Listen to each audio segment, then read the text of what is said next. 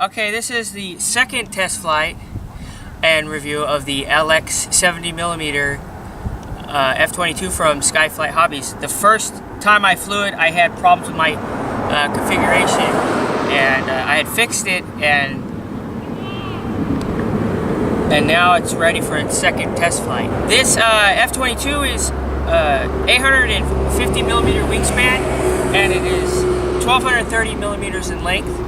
I had currently installed a 2850 kV brushless motor in it with a 60 amp ESC, and it should have enough power to fly and perform very well.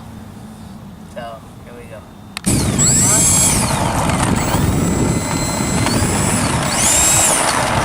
Okay, ready? What I'm gonna do is I'm gonna try to shoot from the middle of that field.